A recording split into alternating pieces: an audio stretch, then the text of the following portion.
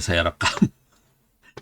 Oke, sebelum terlalu jauh, materi bisa diambil di sini ya. Saya kasih URL-nya di chat s.id/free OWP ebooks. Oke, sambil saya share screen lah biar enak lah. Oke, saya share screen. Wis. Ini lagi nulis buku ya, minta maaf. Lupa. Sekalian aja sekali cerita dikit lah. Ini lagi nulis buku tentang bagaimana strategi buat membuat internet buat di desa-desa sih sebetulnya. Tapi approach-nya, pendekatannya lewat biaya. Jadi cost base. Bukan, kan biasanya kalau orang kan lewat infrastruktur ya, ini biaya. Kira-kira gitu. Nanti bukunya akan dilepas free lah. Oke, saya kasih lihat judulnya lah di atas. Nih, internet murah untuk desa, strategi cost-based deployment, kira-kira gitu. Ini belum selesai bukunya sih, lagi ditulis. Oke, nah materinya ada di sini. Oh ya, sebelum terlalu jauh, kalau ada pertanyaan silahkan ditulis di chat ya, kalau ada pertanyaan. Sebelum terlalu jauh, materinya ada di sini, di s.id/free OEP ebooks. Kalau diklik nanti akan keluar seperti inilah kira-kira. Tapi biasanya Bapak Ibu keluarnya yang seperti ini biasanya, yang berbentuk apa thumbnail kayak gini. Cuman nanti saran kalau mau enak sih yang ini. Kalau saya lebih suka yang ini sih sebetulnya. Oke. Khusus buat cyber security bisa di search aja kata kuncinya keamanan. Ada beberapa keamanan. Ini ada keamanan jaringan, keamanan siber, ada pentingnya kemitraan, menjaga AI tetap terkendali. Terus kalau kata cyber seringkali berbentuknya keamanan juga. Jadi kata kuncinya ada dua, keamanan sama cyber. Di sini ini buku yang relatif baru. Ini ditulisnya tanggal 20 Agustus 2 hari yang lalu. AI dalam cybersecurity bisa dilihat juga di situ. Cuman karena ini mungkin targetnya adalah untuk lebih ke user biasa dulu. Saya nanti akan kasih lihat untuk user biasa. Oke, ini buku-buku urusan keamanan. Cuman sebelum terlalu jauh, saya mau kasih lihat satu buku lagi. Bukan satu buku, ini ada 13 buku sih sebenarnya. Di sini URL-nya Intech Press ITTS ACID, buku gratis. Saya akan copy paste URL-nya di chat juga. Nah ini beda, ini bukan urusan keamanan yang ini. Ini adalah buku AI untuk SMP dan SMA SMK gratis. Jadi kisahnya, jadi waktu kita nulis buku ini kita nggak tahu cerita itu sih sebetulnya. Jadi kalau nggak salah bulan Januari yang lalu Bapak Wapres, Wakil Presiden Pak Gibran itu minta ke Diknas dan Komdiji supaya AI dimasukkan sebagai kurikulum di SD, SMP, SMA. Teman-teman di Diknas mulai bergerak untuk bikin apa ya, outline lah bukunya seperti apa. Sampai sekarang mereka outline itu udah keluar. Cuman mereka sedang nulis bukunya. Nah, kebetulan kita nggak tahu cerita itu sih sebetulnya. Nah, kita lagi nulis kebetulan. Lagi nulis buku AI buat SMP SMA sebetulnya lagi nulis. Pas mereka keluar outline-nya, akhirnya buku kita disinkronkan dengan outline dari Diknas. Karena kita sudah, waktu itu udah sekitar 60-70% jadi. Dengan outline itu bukunya jadi cepat lebih bagus dan lebih sinkron dengan yang diminta sama Diknas. Nah ini kalau kita ke bawah, ini alamatnya Intech Press ITTS ACID buku gratis. Kalau kita ke bawah, ini ada buku AI SMP semester 1 kelas 7, 8, 9, semester 1, 2 bisa dibaca online atau bisa di-download free. Kemudian juga ada buku AI untuk SMA SMK bisa dibaca online, bisa di-download juga free. Jadi ini masa depannya ada di sebelah sini sih sebetulnya. Masa depan orang Indonesia ada di sebelah sini. Oke. Kalau boleh ini ada terima kasih dari SMK Telkom Malang. Iya bener. Ini buat Bu Kadis. Ini Jawa Timur sebetulnya luar biasa sih. Karena di Malang terutama SMK Telkom dan ada dua lagi yang SMK Negeri itu yang apa ya? Yang jadi pusatnya hacker mudanya Indonesia sih sebenarnya. Ini hacker dalam arti positif ya, bukan hacker yang ngerusak loh ini. Dan ini dibuktikan dengan kegiatan capture the flag-nya kita. Nah, kebetulan kalau nggak salah, coba saya lihat, kalau nggak salah Jawa Timur juga sedang bikin ini ya, Jatim sedang bikin, mana ini ya, Jatim hacking, nih ya,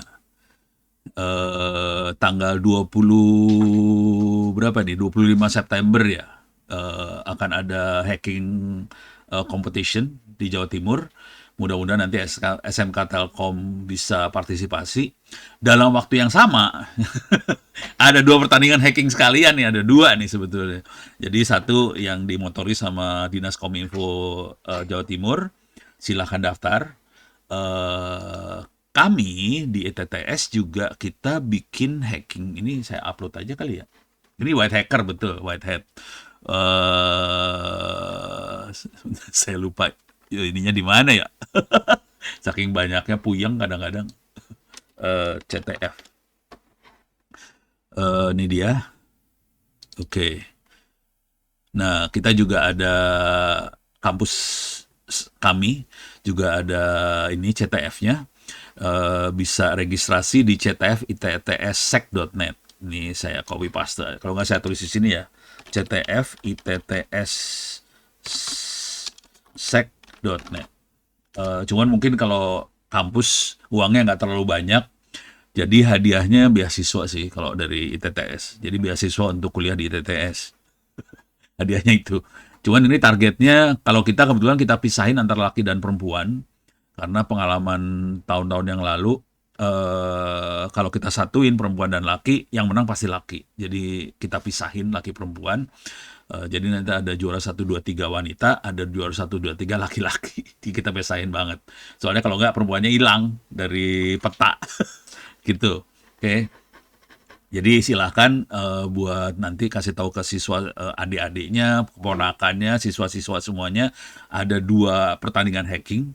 Satu dari Diskominfo Jawa Timur tanggal 25 September. Kalau yang ini tanggal 22 sih sebenarnya September pertandingannya. Juga Dinas Kominfo Tangerang Selatan ada bug bounty. Sama antara 4 Agustus sampai 30 September. Kalau ini ada duitnya, belasan juta. Tapi beda, ini bukan CTF ya, bukan capture the flag. Yang ini bug bounty, nyari bug gitu. Jadi, tapi kalau ini terbuka buat umum, kalau yang ini, yang Tangerang Selatan Dinas Kominfo. Kalau ITTS lebih ke 18 tahun ke bawah. Targetnya lebih ke SMA sih. Kalau kita. Karena kita nyarinya anak-anak muda yang lucu-lucu dan pinter-pinter. Bukan yang profesional, beda. Dan itu kejadian yang kerennya adalah di kampus ITTS akhirnya rata-rata anak-anak semester 3 habis karena diambil sama ini sih perusahaan-perusahaan sih. Jadi kita lagi kehabisan mahasiswa, ya, tetap mahasiswa statusnya, mereka pindah jadi mahasiswa karyawan malam. Cuman mereka kerja kondisinya karena rata-rata anaknya pintar-pintar sih. Nah, udah itu kira-kira itu ya gambarannya. Jadi ada buku, ada eventnya hacking. Ini ada 3 event sekaligus September ini, keren banget sih. Nah, terus satu lagi mungkin yang juga akan bermanfaat adalah kuliah free. Ini terbuka buat semua orang. SMA boleh, SMK boleh, belum mahasiswa boleh. Silahkan bikin account di sini free. Jadi kalau kita ke bawah sini ada create new account, bisa bikin account baru sih sebenarnya gratis. Dan nanti bisa mengerjakan soal-soal kuliahnya gratis juga. Silahkan dikerjakan aja.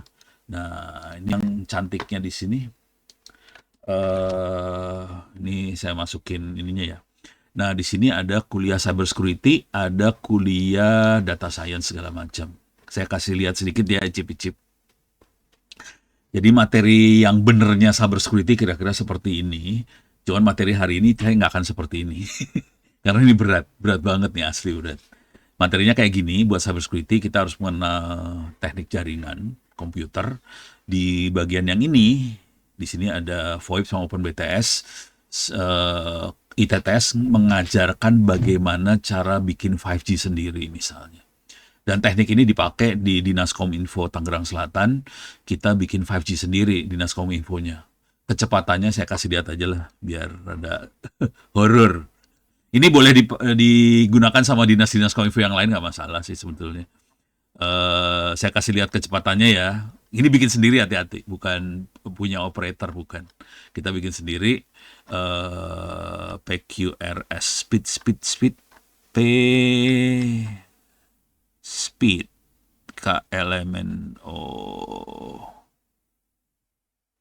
mana ya, speed test kok hilang.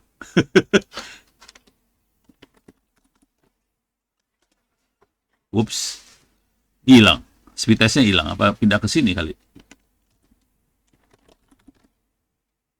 Wah, nggak ada. Wah, speed testnya hilang. Jadi Ini Pak kecepatan. tadi ada Pak di Oh, folder tadi ada kelihatannya. oh ada tuh. foldernya. Alah. Ya. Coba tak cari. Oh, itu deh. Ini nih, ke atas. Yang ini bukan Starlink, atasnya Starlink. Lah, kok hilang lagi? Oh, ini dia. Ini kecepatannya yang kita dapat. Ini bikin sendiri, hati-hati ya. Kalau perhatiin, ini operatornya namanya Dinas Kominfo South Tangerang. Parah. SIM cardnya kita bikin sendiri, ininya bikin sendiri semua. Kecepatannya 800 Mbps. Gitu ya. Jangan khawatir, Telkomsel di bawah ini. Uploadnya 200 Mbps, 130-an Mbps upload, downloadnya 800-an mega. Jadi ini di atasnya Telkomsel sih, dan kita bikin sendiri. Dan kita mampu seperti itu. Ilmunya bisa di-download. Ya ini ilmu hacker sih sebetulnya. Ini free sebetulnya. Bisa di-download di sini. Apa sih? Bentar. Kok jadi lupa? Saking semangatnya jadi lupa nih, kayak gini nih. Andi Publisher. Oke, saya cari aja langsung ya di Andi Publisher, soalnya URL-nya. Jadi silakan masuk Andi Publisher, nanti masukin 5G atau Ono. Di sini bisa masukin Ono atau 5G. Di situ diterangkan bukunya, ada bukunya bagaimana cara bikin sendiri. Di bagian bawah sini. Nah, kemudian nanti ada, nah di sini nih, membuat operator seluler 5G sendiri. Jadi kita bisa bikin sendiri. Sekarang saya akan buka-bukaan dikit. Ini ilmunya ilmu hacker sih sebetulnya. Jadi kita bisa sampai level ini karena kita nge-hack, bikin sentral telepon sendiri, bikin BTS sendiri, bikin SIM card sendiri semuanya, dan ini diterangkan secara gamblang di sini cara bikinnya. Nah, sekedar informasi buat Bapak Ibu semua, berapa biayanya semuanya? Sekitar 10% dari biaya yang dipakai sama Telkomsel. Sebetulnya segitu, 10% doang. Kira-kira segitu. Karena kita pakai open source semua. Gitu. Jadi sebetulnya kalau kita bayar pulsa hari ini 200.000 sebulan, dengan bikin sendiri sebetulnya biayanya cuma Rp20.000 per bulan. Sebetulnya gitu ya. Nih, beres. Nah, sekarang saya akan pelan-pelan masuk ke, ini beres ya. Ini saya lagi ngelantur sedikit. Urusannya cyber security, materinya bisa diambil di sini. Ini saya masuk ke s.id itu, tapi supaya kebayang saya akan ngambil dari sudut korban. Oke, nanti filenya namanya OWP. Nah, ini dia. OWP. Ini dia, sorry, kecepatan. Ini dia. Cyber security for C-level. C maksudnya CEO, CIO, C itu chief, jadi direktur, level pimpinan lah. Bisa diambil, ini materinya di sini, cyber security for C-level.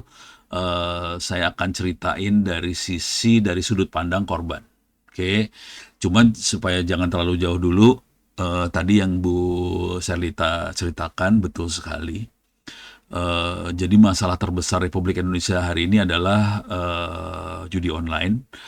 Kebetulan 48 jam yang lalu, 2 hari yang lalu, saya kebetulan jadi juri di PPATK dan berkesempatan ngobrol sama teman-teman di PPATK. Dan jadi apa yang diceritakan Bu Sarlita lebih lebih serem lagi sih sebetulnya. Kondisinya lebih serem dari itu dan sakit hati banget. Jadi kalau teman-teman PPATK cerita, hari ini uang Indonesia yang hilang gara-gara judi online, hilangnya masuknya ke Kamboja sih sebetulnya. Karena mereka lokasinya di Kamboja, di perbatasan Kamboja, Laos, Thailand, sono lah. Duit kita yang hilang sekitar 300 triliun terbang ke sana karena judi online. Duitnya bukan dari APBN sebetulnya, duitnya adalah dari rakyat Indonesia yang main judi online. Gitu. Memang kelihatannya dikit ya, orang cuma naruh duit 20.000, 50.000 gitu ya buat judi online. Tapi kalau bayangkan kalau 1 juta orang kan berapa itu duitnya sehari yang terbang ke sana. Gitu. Makanya kemarin PPATK mengeluarkan wacana akan bukan memblokir aja ya, menarik duit-duit yang ini kan, yang apa, yang dormant, yang nggak aktif, akun-akun yang tidak aktif. Itu tujuannya lebih ke arah judi online sebetulnya. Bukan urusannya buat yang orang biasa seperti kita sih, enggak. Jadi lebih tujuannya lebih. Jadi mereka cerita, ini masalahnya itu. Kita 300 triliun uang Republik ini lari ke sana. Dan itu dari sisi uang. Dari sisi masalah sosialnya juga banyak. Ada yang sampai membunuh teman sekerjanya, ada yang sampai menjual anaknya. Parah banget nih. Jadi judi online parah banget gitu. Yang jadi masalah mereka adanya di sana, di Kamboja. Pening kepala gimana cara nangkapnya kan, orang Kambojanya setengah-setengah melindungi kan, kacau jadinya. Gitu ya. Oke. Cuman saya kasih yang saya sendiri hampir tiap hari dapat email dari, saya kasih lihat lah contohnya. Eh, dari para korban. Saya akan lihatnya dari sisi korban dulu ya, biar kerasa bagaimana korban itu menderita. Bukan hanya judi online nih, korbannya urusan cyber security lah. Halah. Kenapa ini? Jadi nge-hang. Oke. Ups. Oh, oke. Ya. Gara-gara saya pencet itu. Oke. Dia lagi baca inbox. Oh, ini email saya bentuknya kayak gini, minta maaf, tidak manusiawi. Saya akan masuk ke folder ini. Tas. Ini hampir tiap hari orang kirim email seperti ini. Jadi saya minta tolong, permintaan tolong kasus cybercrime, mohon bantuan. Jangan khawatir, hampir tiap hari orang dapat kayak ginian ya. Stres loh kalau udah tiap kayak gitu. Ini bukan yang judi online ya. Kalau judi online rata-rata nggak minta tolong ke saya kalau judi online. Cuman saya monitor aja sih. Jadi seperti ini hampir tiap hari. Saya nggak akan baca isinya satu-satu.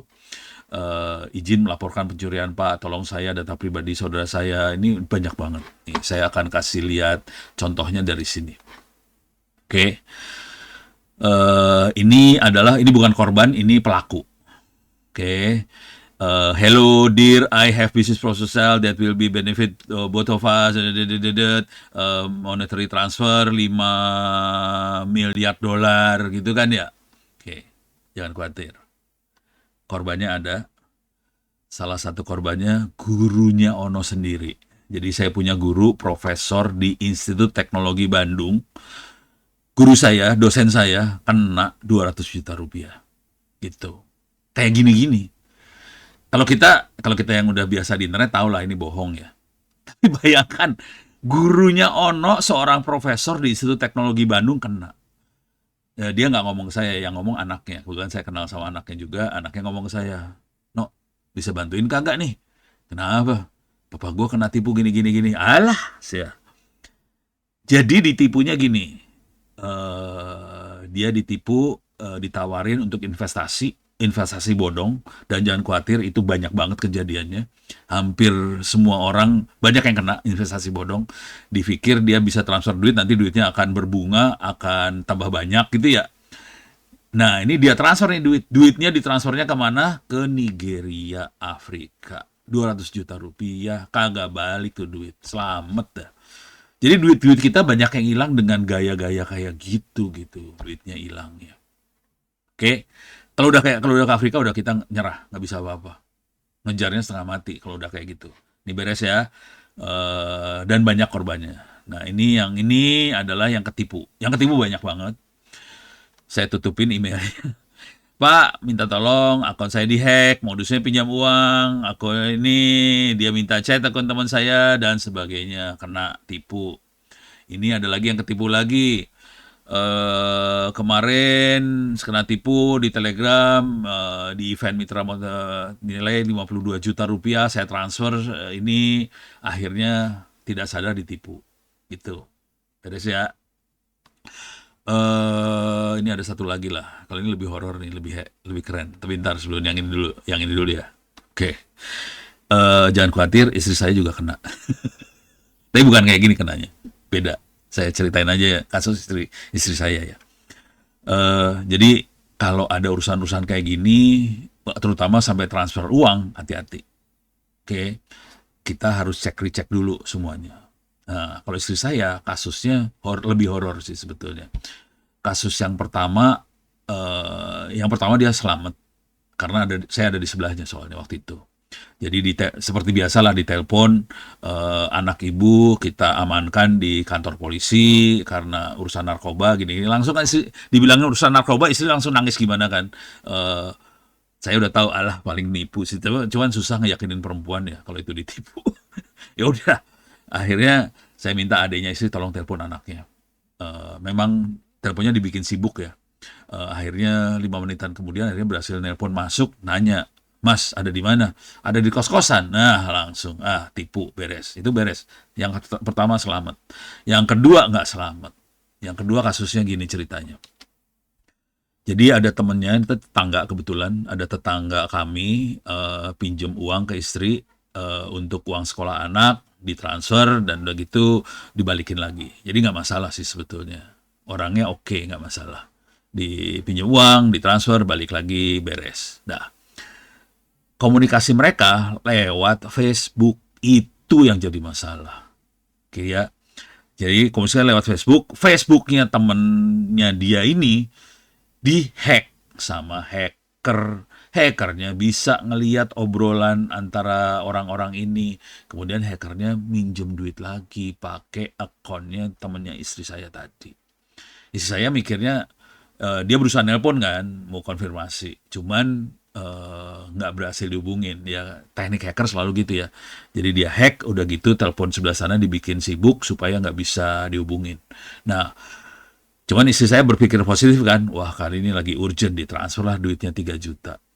Udah selesai, dia nelpon, akhirnya berhasil connect kan. Yang tadi uang 3 juta buat SPP udah saya transfer ya. Ya bingung sebelah sana, uang 3 juta buat SPP. Urusan apa? Bingung kan? Lo kan tadi minta, kagak, udah bagus dah, hilang duit 3 juta. Gitu, itu yang 3 juta. Yang lebih keren lagi di toko online waktu itu. Saya nggak usah nyebutin toko online yang mana ya. Dia pengen banget mesin jahit yang digital, yang bisa buat bordir tapi pakai komputer segala macam, harganya 6,5 juta di luaran. Ini kalau ibu-ibu kan selalu nyari yang harganya murah. Carilah di toko online. Dapat harganya 3 juta, 3,5 juta. Berarti 50% off dong. Terus dia bilang ke saya, Pak, ini lagi 3,5 juta nih harga 50% off. Saya langsung ngomong, jangan percaya, itu pasti bohong. Saya bilang gitu. Cuman istri di stop gitu susah banget ya. Apa nggak mungkin lah ini di toko online gini-gini. Ya udah selalu lah. Kalau udah gitu aja udah. Pokoknya itu jadi saya udah memang dalam kepala saya sudah mengalokasikan dana buat kejahatan cyber. Buat proses proses pendidikan istri. Ya mau nggak mau ya saya harus kayak gitu ya. Udah ditransfer tuh duit 3,5 juta. Di toko online kan harusnya duitnya nggak langsung ke ini ya, ke penjual ya. Duitnya kan ditaruh di akun bersama ya, rekber lah, rekening bersama kalau zaman Kaskus tuh. Ditaruh di situ. Duit nggak langsung ke sananya. Cuman besok harinya orderan di cancel. sama penjualnya. Bingung dong istri, lah kok di cancel? Duitnya lari kemana nih kalau di cancel? Masalahnya istri saya tidak pernah naruh nomor account apapun di toko online ini. Bingung dong, duitnya lari kemana? Diteleponlah ke CS, customer service dari toko online tadi. Pas ditelepon, si customer service bilang, Bu, duitnya udah ketransfer, Bu, nggak bisa kita tarik lagi. Lah, tapi saya kan nggak naruh akun apa-apa di sana. Dicek sama customer service-nya. Ada nomor akun di situ. Nah, bingung kan?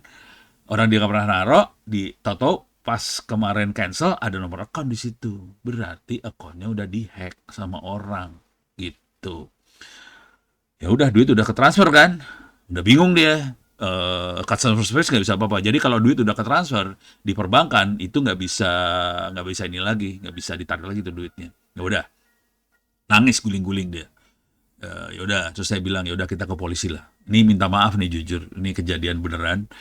Waktu kita ke polisi, istri saya dimarahin sama polisi. Jadi polisinya bukan nolong sih, aduh minta maaf nih. Polisinya nggak nolong sih, dimarahin istri saya. Polisi ngomongnya kira-kira gini, Ibu udah tahu di toko online banyak yang nipu, kok ibu mau aja belanja di toko online? Gitu kata polisinya, kan stres lah kayak gitu. Saya kebayang sih polisinya kayak gitu karena dia banyak banget pas yang komplain tuh banyak banget, kayak overload dianya jadi nggak sanggup dia nge-handle lagi, akhirnya keluarnya kayak gitu.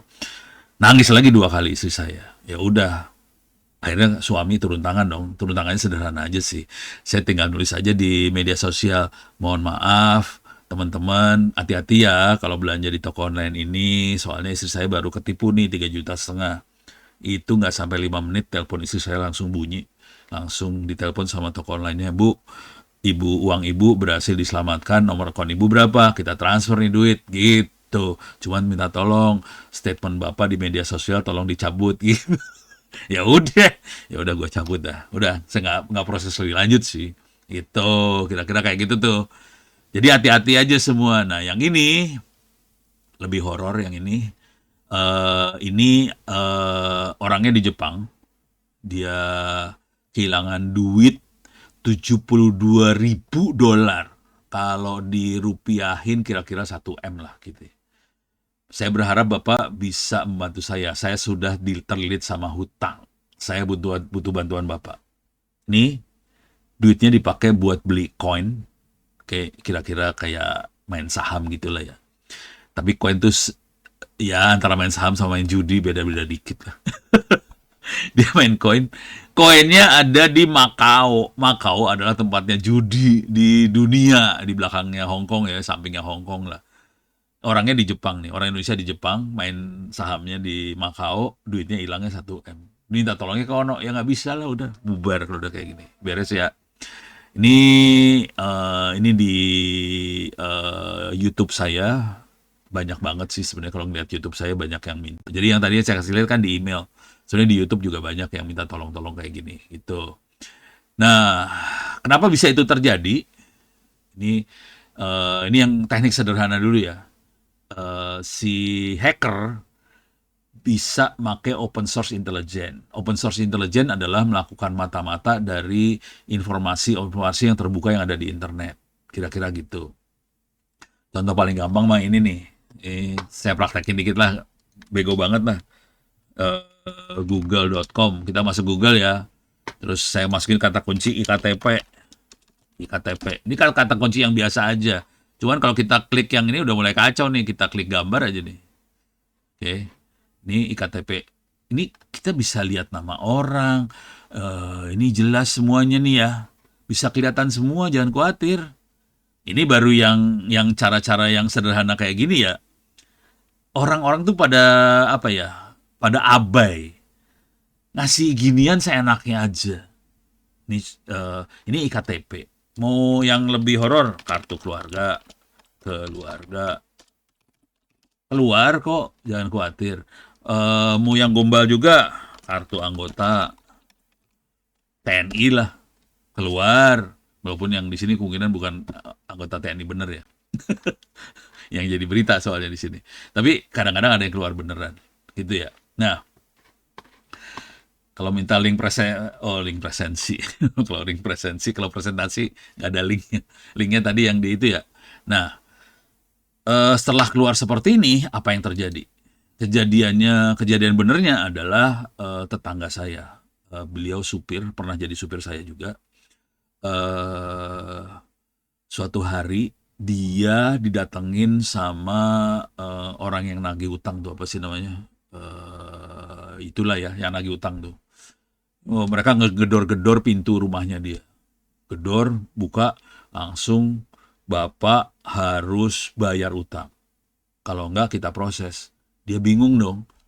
Utang apaan? Bapak pinjam uang. Ini di apa? Pinjol ini gitu. Saya nggak pernah pinjam uang di pinjol itu. Ada, Bapak harus bayar nih utangnya. Gini-gini gitu. Ya stres lah, bayangin.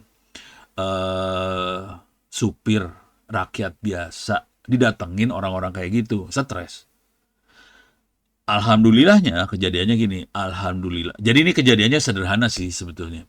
Jadi entah bagaimana si KTP beliau itu lepas informasinya, akhirnya bisa dipakai buat pinjam uang.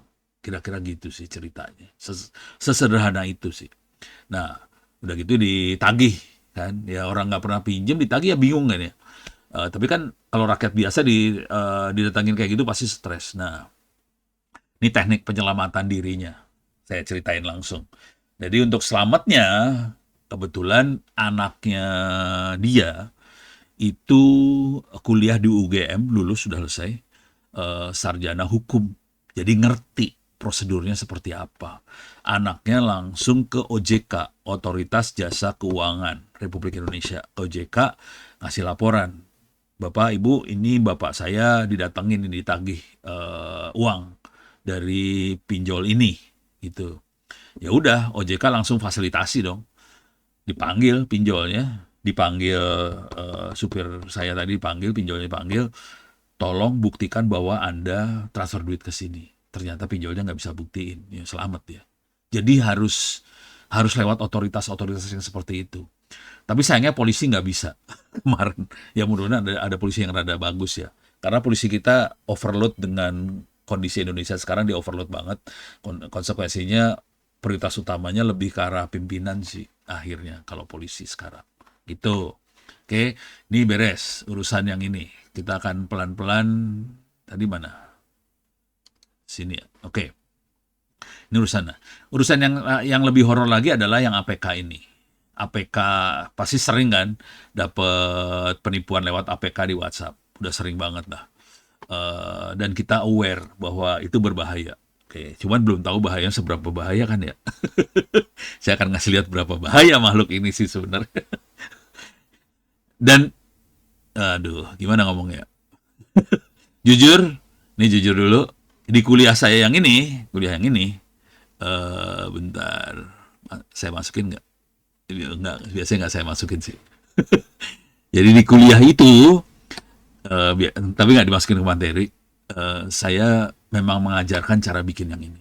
Mengajarkan bukan buat kejahatan ya, mengajarkan bagaimana APK tadi dibuat dengan mudah sih sebetulnya.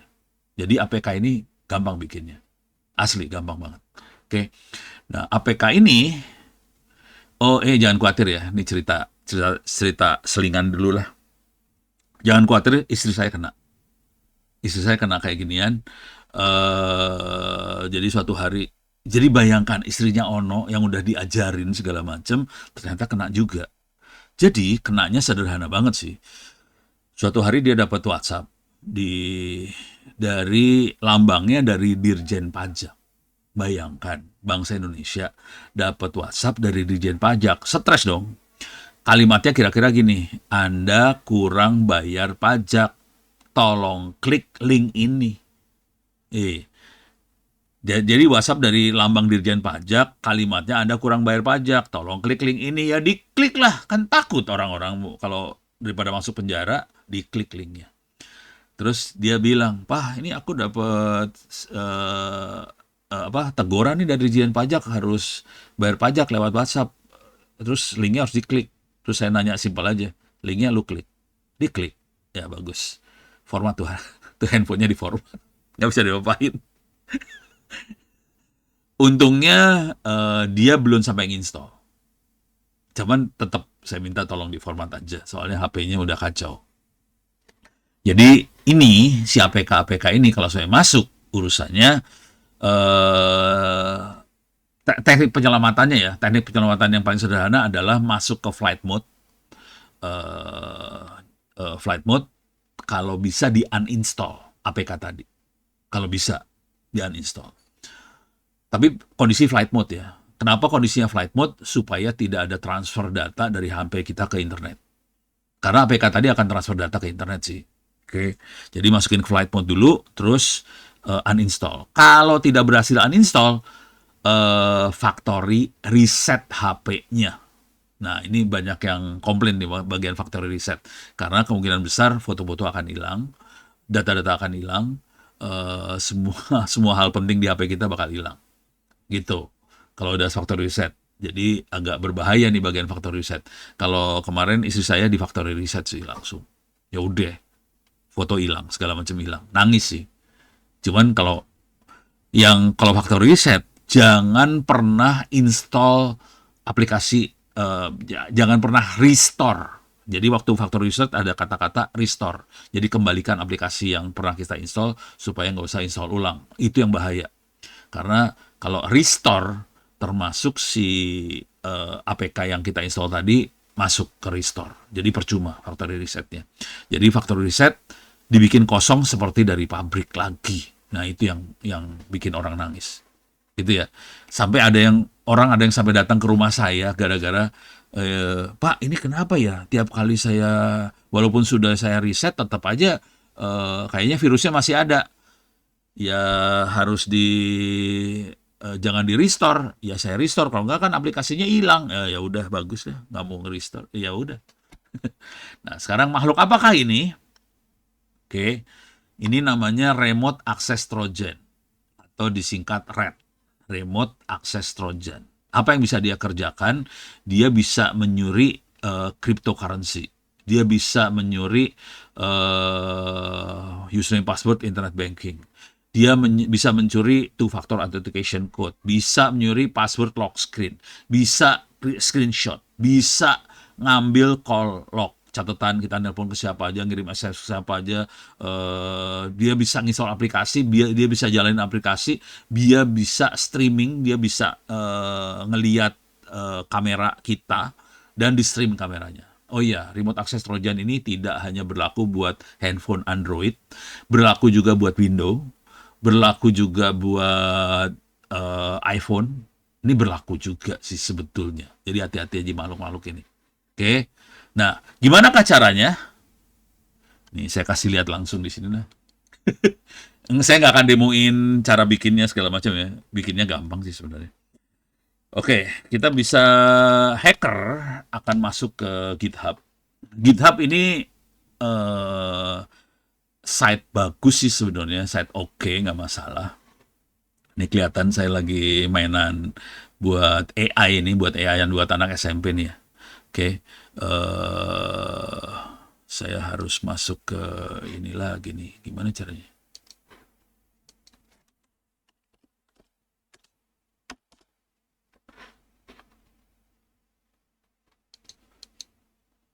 Your profile. Saya pengen masuk GitHub GitHub website. Oke. Oke. Saya masuk GitHub websitenya. Oke. Di sini saya tinggal search aja RAT Android. RAT itu Remote Access Trojan Android. Oke. Langsung kita bisa lihat ada 2000. Banyak ini, nggak sedikit ini artinya. 2000 itu banyak banget software RAT Android. Ini bejibun, remote access administration tool, Android RAT ditulis pakai apa, ini banyak sekali dan ini bisa di-download source code-nya dan kita bisa bikin sendiri semuanya akhirnya. Jadi dengan seperti sebanyak ini, banyak orang yang bisa bikin trojan yang buat nge-remote HP, itu banyak banget. Dan mereka dari situ kita bisa modifikasi supaya bisa ngomong sama komputer kita atau HP kita. Udah gitu HP orang datanya bisa terserah mau diapain, bisa. Ini jadi banyak banget ya. Ini rate-nya banyak. eh, dan bisa kalau berhasil keinstall, dia akan ngambil alih HP-nya kita. Cara bikinnya gimana? Nah, diminta maaf kalau bikin orang takut ya, tapi emang kondisinya emang begitu sih. Ini saya kasih lihat di onocenter.org/wiki, alamatnya, ilmunya ada di sini semua sih. Eh, ilmunya maksudnya baik, saya kasih paste aja di sini biar kelihatan ya. Maksudnya sih baik, cuman ya kadang-kadang tergantung akhlak orang yang pakai aja ya. Saya akan masuk ke MSF Venom, MSF aja lah.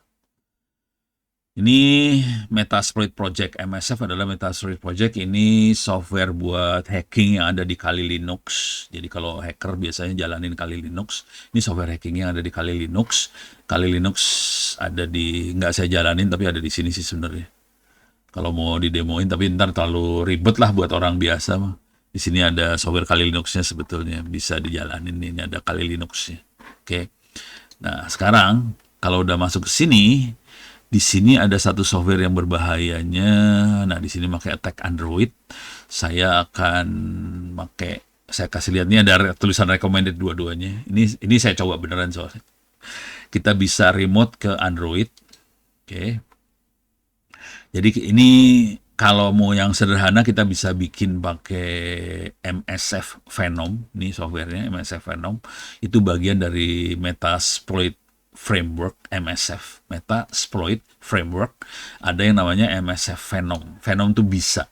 Jadi dia akan meracuni aplikasi yang baik. Kira-kira gini. Misalnya kita punya aplikasi dari internet banking bank mana gitu, atau kita punya aplikasi, minta maaf misalnya kita punya aplikasi punya pemerintah mana gitu ya, minta pemerintah kabupaten atau pemerintah provinsi mana, kan pemerintah kabupaten atau provinsi kan sering bikin aplikasi. Dan dia punya aplikasi mobilenya yang bisa di-download lah, misalnya buat pelayanan masyarakat apa segala macam, dia bikin aplikasi supaya masyarakat gampang berinteraksi dengan pemerintahnya lewat aplikasi. Nah, APK-nya bisa diambil sama hacker, kemudian APK-nya diselipin racun. Venom tuh racun. Oke. Belum share screen. Udah ya? Sudah Pak, dari tadi kelihatan. Saya stres. Belum share screen. Bahaya. Oke. Jadi, APK yang kita dapat dari pemerintah bisa kita ambil, kemudian saya kasih Venom. Perintahnya kayak gini nih sebetulnya. Android Meterpreter Reverse TCP. Oke, jadi kita akan masuk ke si aplikasi tadi, kemudian aplikasinya akan melakukan hubungan kebalik ke komputernya kita. Oke, nah ini IP yang ini, L hostnya adalah host dari si hacker. Nggak mungkin 192.168.116, nggak mungkin. Dia pakai IP-nya IP publik biasanya. Jadi cara bermainnya, hacker akan nyewa mesin di internet, murah nyewanya. Kalau tahu harga sewanya bak saya 50 ribuan lah sebulan. Dapat dapat IP, terus dapat kita set portnya. Kemudian APK yang udah kita kasih virus, kasih bisa dijalanin di komputer, di HP-nya target. Kemudian HP-nya target akan berkomunikasi dengan komputernya kita. Tapi bukan 192.168.116, bukan. Komputernya pasti beda. Ini kalau kita lagi latihan aja kita pakai yang kayak ginian. Dah. Kalau udah berhasil masuk, jalan di komputer kita, si hacker akan menjalankan ini MSF console, kemudian jalanin perintah-perintah ini. Apa yang akan terjadi? Saya masukin ke yang saya masukin ke yang satunya lagi. Ini yang satunya lebih horor yang ini. Ini kalau udah masuk MSF console keluar kayak gini, si hacker bisa ngirim perintah ke HP sebelah sana.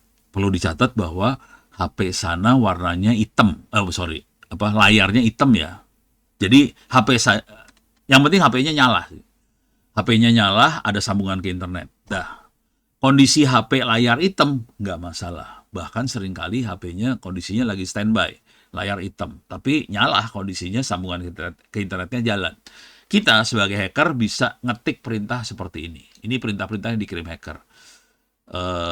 Misalnya yang ini ya, WLAN geolocate. Kita bisa tahu HP-nya lokasinya di mana. Ini kelihatan langsung. Kemudian Google Map-nya kelihatan, lokasi HP-nya di mana kelihatan langsung di Google Map-nya. Gitu. Ini ketahuan. Kemudian kita bisa ngedam orang nelpon kemana aja, bisa kita dam. Catatannya nelpon kemana aja bisa kita ambil. Oke.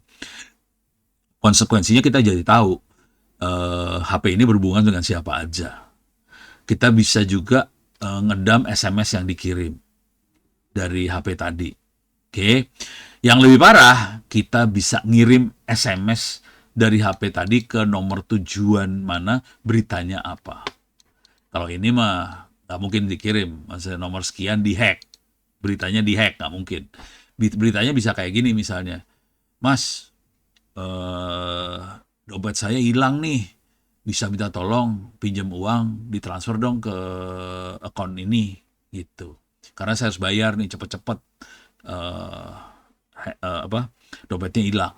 Nah, kalau orang, kan ini nomornya nomor bener ya, nomornya nomor beneran. Orang itu mungkin percaya bahwa ini berita dari orang yang bener, padahal ini hacker yang kirim message tadi. Ya sudah, bubar. Gitu ya. Terus, nah ini yang rada reset tuh bagian yang ini. Ini reset asli. Ini jangan khawatir ya, ini bisa dikerjakan di HP, bisa dikerjakan di laptop. Komputer Windows bisa kena. Gitu. Softwarenya nggak beda jauh, sama aja sih softwarenya, itu juga. Cuman ininya beda sih sebenarnya. Di sininya yang beda. Nih, di payloadnya lain. Ini Android buat HP nih. Ini Android buat HP. Kalau di Windows ya Windows payloadnya. Jadi bisa kena ke Windows. Oke. Konsekuensinya, yang ini saya ceritain makhluk yang ini dah. Kalau sampai titik yang ini, kejadiannya adalah si hacker akan minta daftar. Kameranya ada berapa sih di situ? Webcam list kita ngelihat ada berapa kamera di handphonenya korban tadi. Udah gitu yang snap ini nempelin. Oke, saya pengen tempelin kamera nomor 1 atau saya pengen tempelin kamera nomor 2. Ini webcam snap 2 itu kamera 2 yang saya tempel. Kalau ini dikerjakan, ini parah banget nih kalau dikerjain ini. Kalau dikerjakan stream, maksudnya gini. Ini kondisi HP layar hitam ya, layarnya hitam aja.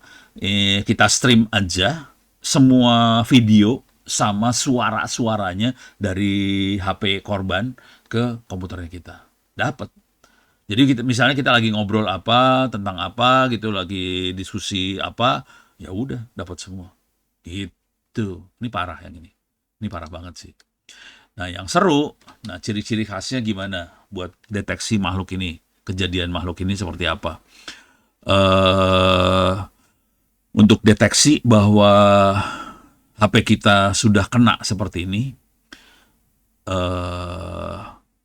caranya paling gampang. Jadi kalau ngelihat ininya sih, layarnya sih udah nggak peduli sih mau layarnya lagi nyala atau hitam, nggak masalah, udah. Oke. Tapi ciri khasnya paling gampang ngelihatnya gini, kalau kondisi lagi standby, harusnya si HP itu nggak ada aktivitas. Tapi kenapa ini lampu kirim datanya kelap-kelip misalnya? Harusnya kan nggak ada aktivitas, tapi dia kirim data, itu mencurigakan. Yang kedua, karena ada aktivitas di HP cenderung panas. Jadi panasnya nggak normal gitu. Jadi kalau HP punya kecenderungan panas, itu mencurigakan. Yang ketiga adalah baterai jadi cepat habis. Nah, misalnya kalau HP yang normal misalnya bisa sehari atau 2 hari nggak habis-habis tuh baterai, ini kenapa bisa cuma setengah hari udah habis, atau barangkali cuma berapa jam habis gitu. Nah, itu jadi mencurigakan. Berarti ada aktivitas. Jadi harus kita harus ngelihat seperti itu ya. Oke. Nah, celamatinnya gimana? Celamatinnya yang tadi. Yang pertama adalah masukin ke flight mode. Jadi HP-nya dimatiin internetnya, masuk ke flight mode. Karena ini semua urusannya internet. Si hacker bisa masuk karena ada internet. Internetnya diputusin dulu, masuk ke flight mode, oke. Kalau di HP kan ada ini ya, ada masuk ke sistem kan ada yang buat aplikasi segala macam, dicari tuh di aplikasinya. Ada nggak yang aneh di situ? Nah, yang aneh di-delete. Kalau nggak ketemu juga, kalau saya pribadi ya, saya pribadi ini saya sering kerjain sih. Kalau saya pribadi, HP saya sering saya reset. Walaupun saya tahu kondisi saya aman sih. Cuman saya dan saya jarang pakai HP ya. Saya jarang pakai HP karena HP saya disadap juga sih. Tapi bukan kayak gini nyadapnya sebel banget. Pokoknya kondisi HP disadap, nyebelin lah pokoknya. Udah gitu saya tahu yang nyadap lagi sebel banget kan. Makanya orang-orang kalau ngubungin saya lewat email semua. Karena HP kondisi saya disadap. Gitu. Ya udah. Kalau yang ini tadi satu flight mode, cari aplikasinya, delete. Kalau mau aman banget, factory reset. Jangan restore aplikasi. Jangan. Jadi factory reset kondisi HP jadi nol. Nggak kayak HP baru aja, kosong nggak ada apa-apanya. Konsekuensi dari itu semua, saran buat Anda semua, kalau bisa datanya di backup periodik. Jangan, jangan apa, jangan, jangan taruh data di HP kita lah. Saya jujur HP-nya hampir nggak ada data. Datanya cuma buat yang saya butuhin aja. Rata-rata HP saya pakai buat ini aja sih. Saya pakai buat modem doang sih sebenarnya. Hampir nggak dipakai. Saya kok kalau udah pernah komunikasi sama saya pasti Ono tuh sangat email banget. Gitu. Beres ya? Oke. Oke. Kalau ada pertanyaan silakan tulis di chat ya. Mudah-mudahan saya nggak terlalu materinya nggak terlalu berat nih. Ini udah rada-rada horor nih materinya sebetulnya. Oke. Balik lagi ke sini. Ini tadi urusan red. Ini tadi MSF Venom, cara bikin trojannya seperti ini. Software yang dipakai namanya Kali Linux. Jadi ini free, bisa diambil di internet. Makanya hackernya bisa banyak banget sih. Kalau lihat Kali Linux di sini, oke, di sini bisa di-download ini free. Oke, ini bisa kita ambil free. Kali Linux installernya. Kita bisa install Kali Linux di komputer kita. Saya sendiri masang Kali Linuxnya pakai virtual machine. Jadi nggak gitu. Nah ini tadi perintah-perintah yang bisa kita kerjain. Oke, yang horor, yang webcam list. Nah yang lebih ngeri, isinya lagi. Ya minta maaf nih, saya kalau ngasih materi cepet ya. Yang lebih ngeri adalah yang ini, corporate attack. Ini yang ngeri. Oke, kalau tadi kan user biasa. Corporate attack itu akan nyerang ke kantor Anda. Oke. Ini saya kasih lihat contohnya ya. Ini contohnya aja ya. Ini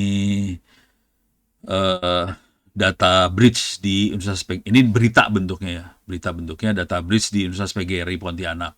Oke, datanya jebol.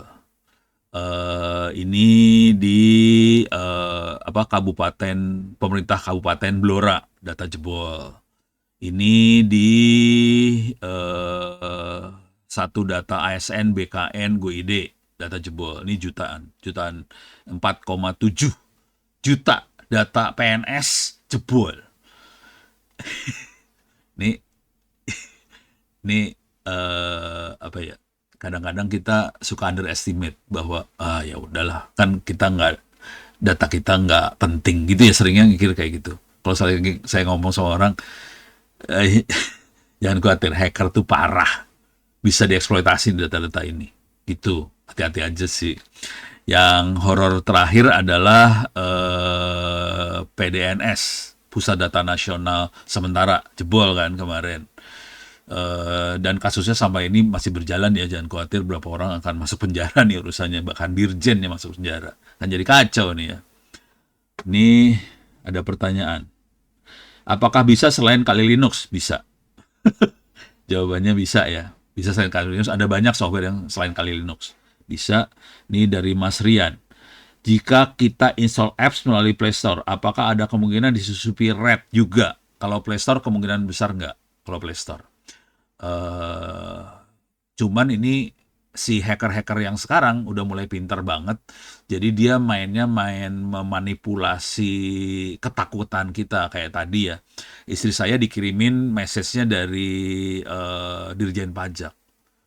Tolong diklik aplikasi ini. Ya dia stres lah. Dia manipulasi ketakutan kita ke pemerintah gitu ya. Dia pengen jadi rakyat yang baik, yang nurut, tidak macem-macem. Ya diklik gitu. Padahal itu Dirjen Pajak bohongan. Jadi hati-hati. Jadi kita dimanipulasi sama hackernya sih. Dan jago. Istri Ono sampai kena ya jago tuh hacker kurang ajar ya. Oke, itu buat Mas Rian Haris. Oke, kalau mau nyoba bikin red itu nggak susah, asli nggak susah bikin red itu. Oke, eh ini ada pertanyaan, mail server yang aman make apa Pak untuk pemerintahan? Sebetulnya semua mail server sama nggak amannya. Kalau mau aman caranya gini nih. Jadi di atas mail server kita jalankan sendiri aplikasi untuk enkripsi. Ini minta maaf ini udah mulai ngomong teknik ya. Tapi saya skip dulu ya bentar, saya baca doanya. Dari ini Bapak atau Ibu Ani Saud, ya nggak tahu lah ya. Biro Umum, nyimpen di Google Drive aman, Google Drive aman nggak ya? Oke. Google Drive-nya sih aman kalau nggak ada yang nyusup. Gini ceritanya. Kalau sampai akun Google kita jebol, ya udah data kita akan diambil sama hackernya. Kira-kira gitu. Jadi jangan sampai akun Google kita jebol. Kalau saya pribadi, saya taruh di Google Drive adalah data-data yang memang dipakai untuk saya sharing buat banyak orang. Tapi data pribadi nggak pernah saya taruh di Google Drive. Asli nggak ditaruh di Google Drive data pribadi. Jadi data pribadi selalu ditaruh saya nggak taruh di HP juga ya. Jadi data pribadi tidak taruh di Google Drive, tidak taruh di HP. Saya taruhnya data pribadi semua di komputer saya aja. Gitu ya.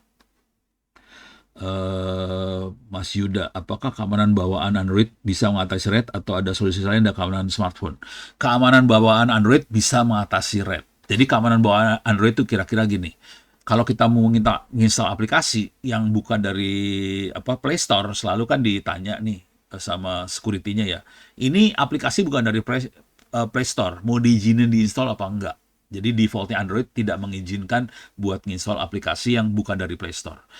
Itu aman. Tapi seringkali karena kita disuruh nginstall sama tadi kan Dirjen Pajak, di-allow, diizinkan, ya bubar di situ. Jadi yang salah kita juga sih. Gitu. Waduh, ini ada lagi ya. Kemampuan dasar apa yang harus dimiliki seperti saya agar ya, sebetulnya kemampuan ini minta maaf yang tadi mail server saya tunda dulu ya bentar jawabannya.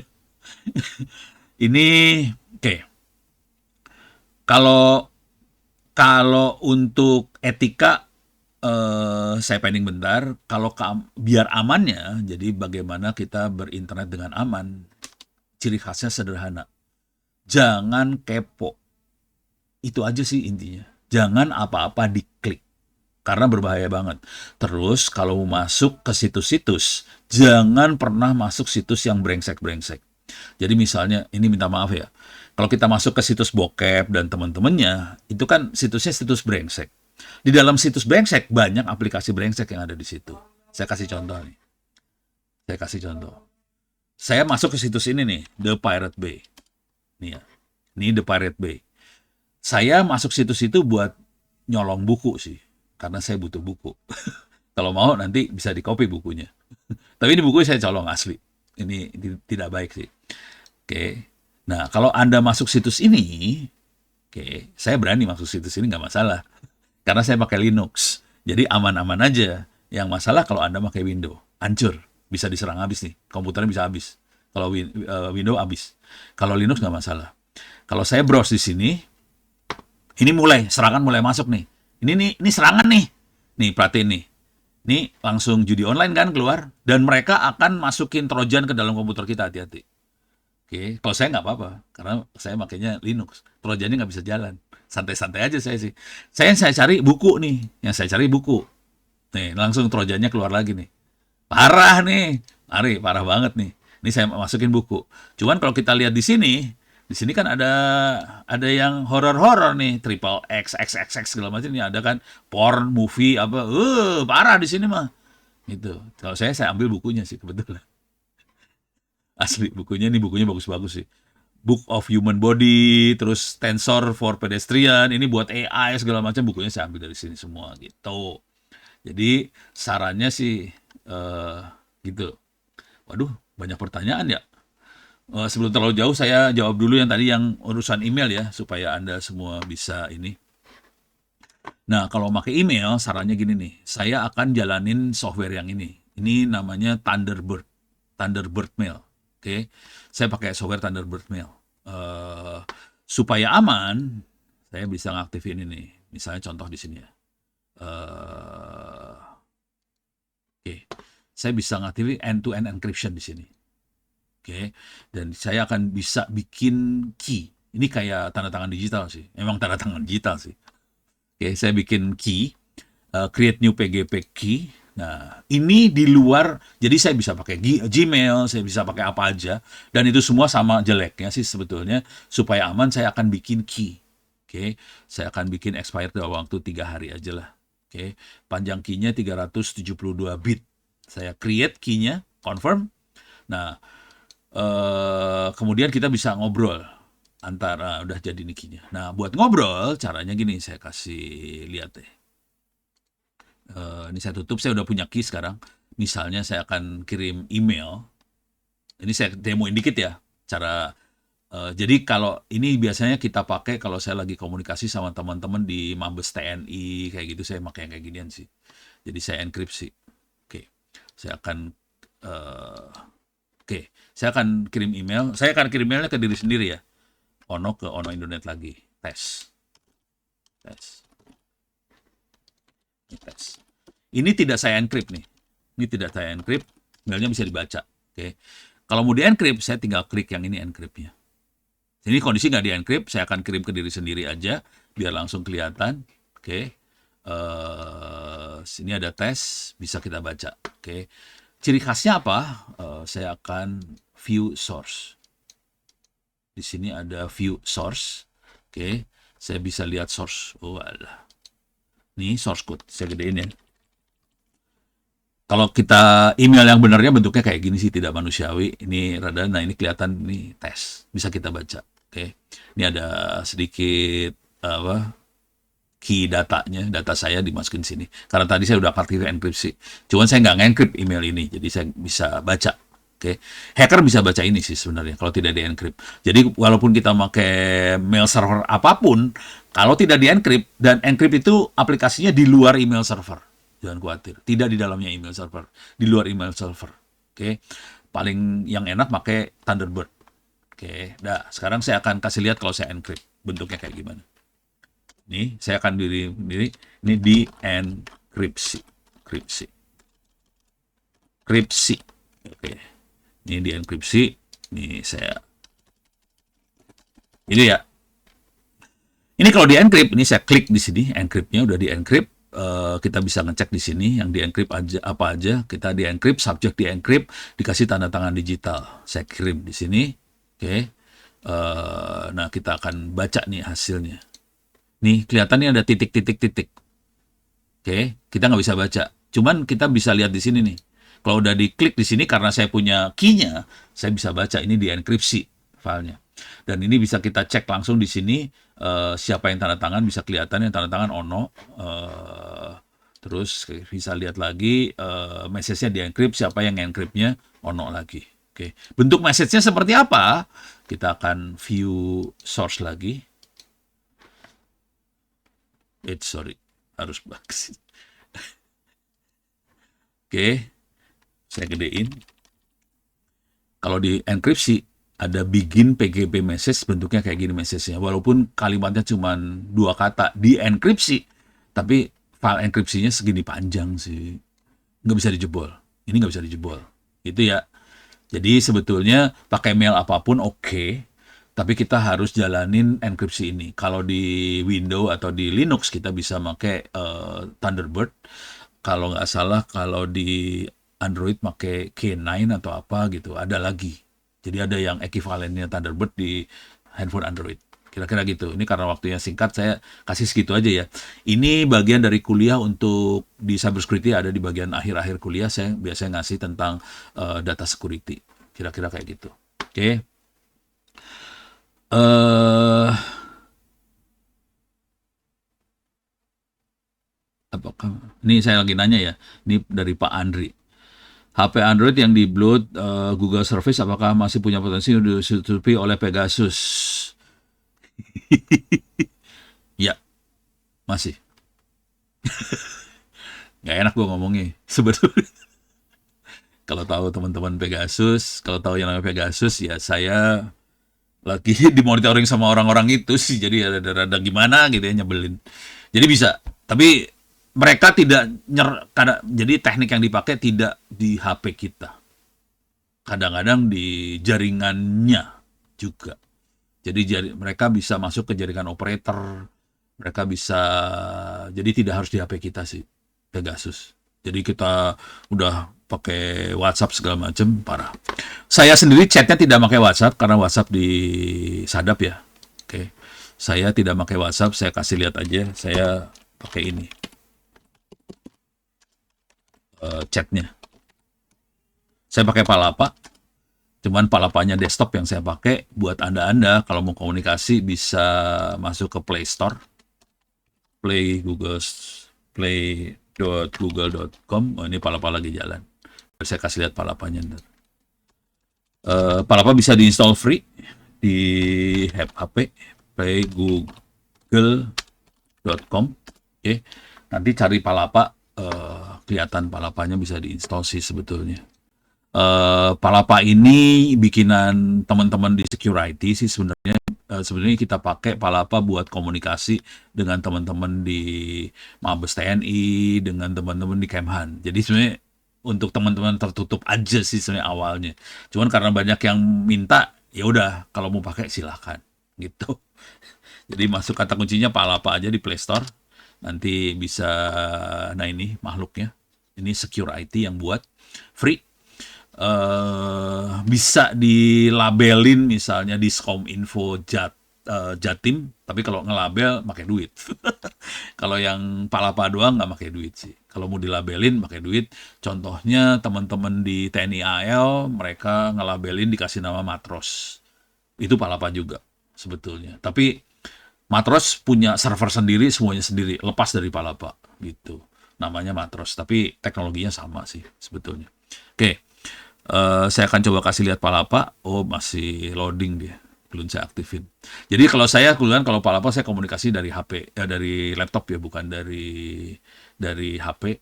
Tapi saya komunikasi ke teman-teman di HP ya, nyambung sih, nggak masalah. Gitu. Eh Bedanya sama WhatsApp seperti apa? Yang paling kelihatan banget kira-kira gini. Kalau WhatsApp, grup itu yang ngirim message ke grupnya adalah servernya WhatsApp. Konsekuensinya adalah server WhatsApp harus bisa ngelihat semua message yang dikirim ke semua orang. Kalau Palapa, yang ngirim message ke semua orang adalah HP-nya kita, bukan servernya Palapa. Konsekuensinya, servernya Palapa nggak akan pernah bisa lihat apa yang kita komunikasikan. Gitu. Kalau WhatsApp dia bisa ngelihat kita komunikasinya apa sih. Kalau di grup ya, kalau personal orang ke orang, WhatsApp nggak bisa lihat. Palapa juga nggak bisa lihat. Tapi kalau grup, WhatsApp bisa lihat, Palapa nggak bisa lihat. Jadi Palapa lebih parah daripada WhatsApp sih. Gitu. Makanya kita makanya Palapa bukan WhatsApp. Cara ngetesnya gampang sih. Kalau mau ngetes si WhatsApp kan yang punya kan Mark Zuckerberg itu ya, Facebook ya. Jadi Facebook kan hidupnya dari iklan. Supaya iklan itu bisa apa ya, presisi, dia harus banyak melakukan mata-mata si usernya Facebook. Termasuk dan data mata-matanya diambil dari Palapa sih. Jadi kejadiannya kira-kira gini. Karena dia bisa memonitoring kita ngobrol apa segala macam, nanti diklasifikasi buat iklan. Misalnya kita ngobrol soal rumah, real estate atau apa, iklannya iklan rumah keluar di Facebook gitu. Kira-kira kayak gitu. Ini dari Pak Gadang, Kota Kediri. Baru tadi pagi saya dapat link di suatu media sosial untuk install aplikasi pembelian penjualan kripto. Setelah saya scroll ternyata berasal dari web tidak resmi dan aplikasi Excel tadi sudah klik 2 kali di Windows saya. Jadi tetapi tidak ada yang terjadi. Tapi hanya suatu jendela saja yang sedang melakukan proses. Apa yang harus saya lakukan? Aduh, jendela itu yang berbahaya, Pak. Aduh, ampun dah. Itu udah ngeri sih. Ini ngeri banget. Saya nggak akan ini. eh Ya, paling jelek sih uninstall. Makanya saya tidak akan pakai Windows. Karena saya nggak bisa ngontrol. Jujur ya, saya nggak pakai Windows karena saya nggak bisa ngontrol dalamnya seperti apa. Saya pakainya Linux karena saya bisa ngontrol. Misalnya kayak gini. Saya bisa, kalau di Linux saya bisa ngelihat nih. Ini minta maaf nih pakai bahasa mesinnya. Saya bisa ngelihat ini, saya bisa ngelihat Linux saya lagi ngerjain apa di sini kelihatan semua. Ini saya bisa ngelihat terjadi apa. Di Windows nggak bisa kayak gini loh, hati-hati. Windows kita nggak bisa ngelihat apa yang terjadi dan saya bisa kill. Kalau misalnya ada aplikasi yang brengsek, saya kill dari sini saya bisa. Windows saya nggak bisa. Gitu. Saya nggak bisa sampai sedetail ini ngelihatnya kalau di Windows. Makanya saya nggak berani pakai Windows. Kalau saya sih saya akan tapi saya format sih biasanya. Tapi ya itu Ono ya, karena Ono termasuk orang yang eh, rada-rada ngeri-ngeri gitulah kalau udah kayak gini. Saya nggak rekomen kayak ginian sih, nggak rekomen. Jangan percaya, apalagi di postingnya di media sosial, nggak ada. Apalagi main kripto, nggak ada. Gitu.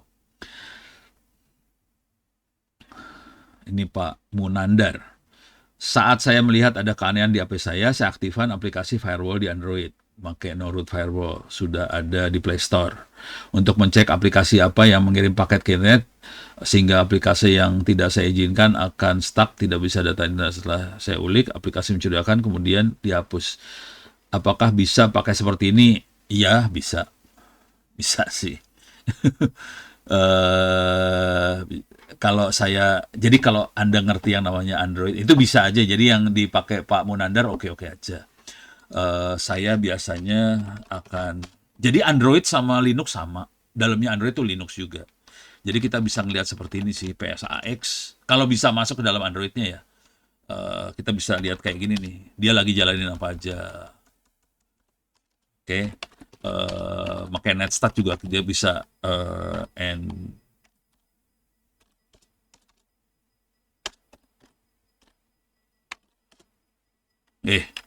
Netstat belum saya install di sini.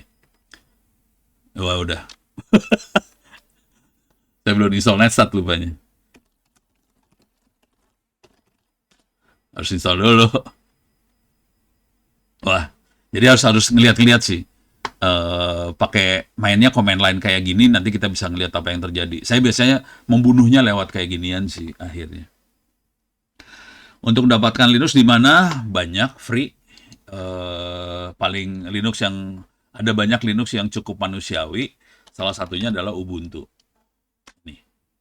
Ini Ubuntu ada cabangnya di Indonesia ya. Jadi ini masuk ke download Ubuntu. Ini ada cabang. Ada paling nggak 2 Linux yang punya cabang di Indonesia. Yang satu Ubuntu, yang satu Red Hat. Cuman yang Red Hat itu lebih ke arah server. Kalau Ubuntu ada servernya, ada desktopnya. Silahkan diambil dua-duanya. Kalau buat komputer biasa desktop, free. Oke. Bentuknya seperti komputer yang saya pakai sekarang ini Ubuntu, gitu. Kira-kira gitu. Di Windows ada Task Manager betul, cuman Task Manager kan nggak bisa lihat kayak gini tadi. Nggak bisa sampai level kayak gini, nggak bisa kan? Jadi Windows tuh lebih global lah buat user biasa. Kalau ini buat admin soalnya. Saya bisa ngelihat detail banget di Task Manager-nya. Ini Task Manager-nya Linux kayak gini. Dan makanya command line aja sih. PSAX. Kelihatan semuanya. Itu. Ini ada pertanyaan lagi. Apakah Palapa Mobile tergantung pada SIM card provider internet? Umpamanya provider Palapanya masih bisa diakses. Harusnya sih bisa. Harusnya ya. Harusnya bisa. Cuman saya nggak tahu sih. Saya harus nanya dulu ke teman-teman security. Maksudnya pindah nomor ya. Pindah nomor. Ini soalnya nih HP, ini kan saya nggak pakai HP yang ini malahan. Palapa saya di laptop tanpa handphone loh. Cuman saya harus sinkronin dulu kayak pakai QR code ya. WhatsApp juga kayak gitu kan, pakai QR code buat pakai WhatsApp web. Dia pakai QR code tapi dia bukan web yang ini. Dia aplikasi supaya aman. Kalau pakai web bahaya, bisa dihack sama orang soalnya. Jadi kita pakai aplikasi biasa. Itu eh itu ya, harus saya tanya ini, jujur saya belum belum tahu jawab benernya. Insting saya bilang harusnya bisa, cuman kemungkinan harus pakai QR code bentarnya. Gitu. Itu yang buat buat Bapak Muhammad Suhair Zuhdi. Saat nyoba buat virus window untuk tugas magang nggak sengaja keran. Langsung burusin buat ngembaliinnya susah. Yo, ini sharing pengalaman ya. Eh, Ngembaliinnya ya tinggal di format ulang Windows. Janganlah kalau bisa. Ya gitulah.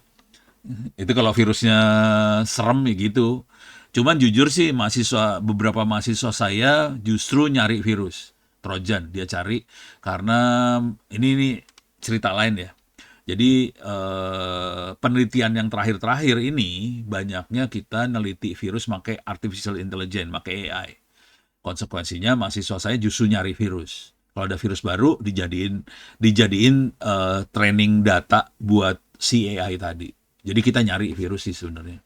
Ada mahasiswa saya yang nyari virus, ada gitu. Dan kebetulan dia kerjanya adalah konsultan buat cyber security, buat ngamanin server-server segala macam. Dan ini juga dipakai buat, jadi contoh yang paling kerasa ini kan kemarin pusat data nasional jebol. Itu karena kena ransomware. Nah, ransomware, cara mitigasinya, cara mengatasinya adalah data di backup. Cuman bayangkan nih, ini kan backup data. Software buat backup data nggak tahu bahwa yang di backup itu adalah virusnya. Konsekuensinya, kita perlu software tambahan yang bisa nyeken data yang di backup tadi. Jangan sampai ada virus yang ke backup. Jadi untuk seperti itu, softwarenya udah pakai AI. Kenapa harus pakai AI, nggak bisa pakai antivirus biasa? Karena ransomware itu dienkripsi. Enkripsi nggak bisa dibuka sama antivirus biasa. Jadi harus main AI semua gitu. Jadi ilmu yang paling baru, kita akhirnya pakai AI, machine learning buat cyber security, buat ngelihat virus dan sebagainya. Ini saya kasih icip-icip sedikit aja ya. Ini jadi tugas akhir S2 S3 sih sebenarnya, tapi beberapa mahasiswa saya yang S1 udah mulai main kayak gituan juga. Jadi teman-teman bisa masuk ke sini, UNB Cyber Security. Atau saya taruh di sinilah biar ada gede tulisannya. Nih, saya gedein ya. Jadi kata kuncinya adalah UNB Cyber Security. UNB adalah University of New Brunswick. Lokasinya di timur Kanada. Kalau kita enter, oke, ini bisa masuk Canadian Institute for Cyber Security. Oke. Nah, di sini ada data training. Oh iya udah, makasih. Makasih ya. Oke. Ini ada data training untuk cyber security. Di sini ada, perhatiin di sini ada data set. Jadi kita betul-betul nyari dataset seperti ini. Kalau nggak salah ada ransomware, ini ada malware, ini ada dataset malware. Sorry. Nah ini ada malware, banyak ada Android malware dan sebagainya. Itu kita pakai buat bikin antivirus. Ini buat bikin AI ya. AI buat ngatasin malware itu kita pakai dataset ini. Dan kita perlu nyari lagi malware yang lain. Ini kan perhatiin tahunnya masih 2020, 2022. Sekarang udah 2025. Jadi malware-nya parah banget sih. Perkembangannya dahsyat banget. Jadi kita perlu nyari lagi. Gitu. Ini duitnya kenceng. Asli duitnya gede banget. Karena kita berperang banget di sini. Itu nyawanya ada di sini. Dan nggak ada satupun yang pengen sampai kejadian seperti pusat data nasional sementara kemarin PDNS. Gitu. Nggak ada yang mau.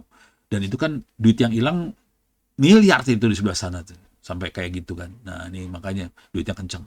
Dan perusahaan-perusahaan banyak yang kayak Dell dan sebagainya, sekarang kondisi perusahaan-perusahaan itu kalau dia kasih solusi backup data, selalu bersamaan dengan backup datanya pasti scan malware, scan ransomware gitu. Beres ya? Ini ada pertanyaan dari Pak Iskandar. Bisa nggak sih Pak mengetahui pembuat RAID dan dari IP mana pengirimnya? Kalau dari IP mananya bisa sebetulnya, tapi logika berpikirnya kira gini. Si remote access Trojan akan melakukan komunikasi ke controllernya, ke servernya dia, ke Kali Linux-nya. Waktu dia komunikasi kita bisa lihat IP address-nya sih sebenarnya. Nah, dari IP address, cara ngelihatnya nggak bisa dari HP-nya langsung ya. Saya kalau mau ngelihat kayak gitu ya kepaksa saya harus masukin ke sandbox atau apa, terus saya harus monitoring pakai Wireshark. Dan kelihatan nanti IP-nya berapa. Nah, kita dapat IP-nya, kita harus komunikasi ke admin server sebelah sana. Misalnya dia masuknya ke Cloudflare atau dia masuknya ke cloud mana gitu. Kita harus komunikasi ke cloud sana. Tapi untuk bisa komunikasi seperti itu, kita biasanya harus levelnya admin. Diskominfo mungkin bisa karena levelnya admin ya.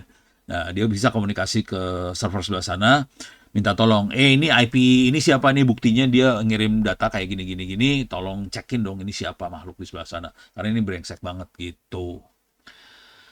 Terus dari Pak Adi, bagaimana pendapat Bapak terkait keamanan perangkat Android yang sudah terroot? Ngeri. Jadi gini, ini minta maaf ini pakai bahasanya bahasa teknik banget ya. Root tuh yang ini nih, kalau mau tahu. Saya kasih lihat lah root nih. Nih,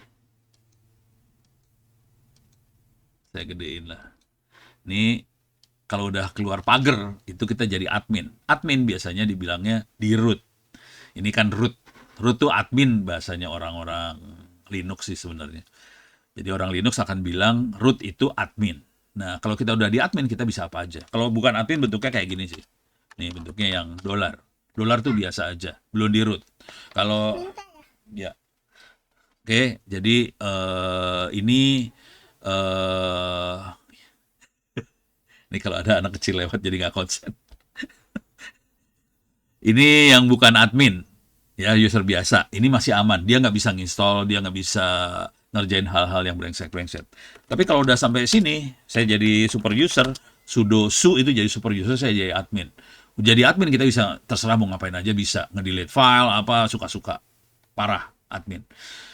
Hal yang sama terjadi di HP. HP Android itu dalamnya Linux, bukan Windows, jangan khawatir. Kalau udah di root, ya udah dia bisa segala macam. Kalau sampai ada hacker masuk dengan kondisi HP-nya udah di root, dia bisa suka-suka dia, mau ngapain aja bisa. Gitu. Mana tadi? Dah, izin apa? Prosesor. Oh, ini ada Pak Munandar. Di Windows ada proses XP yang lebih detail Task Manager. Oke. Ini minta maaf saya jarang pakai Windows jadi pengetahuannya agak belet. Saya tahunya yang Task Manager yang global doang. Oh, ternyata ada proses XP ya. Oke. Kalau mau belajar bagaimana? Kalau mau belajar paling gampang sih masuk ke sini. Tadi open course mana? Ini free. Jadi saya tulis saja ulang ya. Open Course ITTS ACD ini free, bisa bikin account di sini. Terus kalau diklik My Document ini nanti di sini ada cyber security, bisa belajar ada computer network, ada cloud computing, ada kalau mau AI bisa big data, data analysis, database apa segala macam bisa. Di sini ada ethical hacking juga segala macam. Free, semuanya free. Oke. Bayarnya gimana? Bayarnya pakai doa habis sholat. Gitu. Menurut Pak Ono, apakah Windows Defender sudah cukup untuk mengatasi cyber attack? Apakah ada selain Windows Defender? Waduh, ini saya nggak tahu jawabnya sih jujur. Soalnya saya tidak pakai Windows. Nih, kalau saya, ini kalau saya nggak tahu Windows Defender cukup atau nggak. Kalau nggak gini paling gampang lah, saya ambil aja ya. Karena saya nggak tahu, saya copy paste aja urusannya. Saya cari di chat GPT. Karena orang nggak tahu. Jadi caranya udah gini aja. Apakah Windows Defender sudah cukup untuk ngasih cyber attack? Gitu ya. Bisa dibilang cukup pelindungan dasar. Oke. Malware ancamannya sudah cukup untuk ngasih yang sangat tergantung jadi serangannya. Oke. Nah, ini keterbatasannya. Tinjau kunjung keamanan jaringan, proteksi ini, gitu. Kapan perlu tambahannya kalau udah kayak gini dikasih. Jadi kalau udah yang kompleks agak susah. Gitu. Beres ya. Menurut saya terkait data pribadi Indonesia yang akan ditransfer ke Amerika secara keamanan cyber tidak rekomen. Kalau mau baca di sini dah saya masukin. Jadi logika berpikirnya gini ya. Emangnya lu pikir Amerika jago apa gitu? Nih ada, saya bikin tulisan dah akhirnya kemarin saya bikin. Jadi saya cara nyerangnya saya nggak ngasih tahu tidak cocok apa-apa. Soalnya saya nyerang menteri sama presiden kan nggak lucu ya. Jadi saya bilang aja bahwa di sini ada mana ya?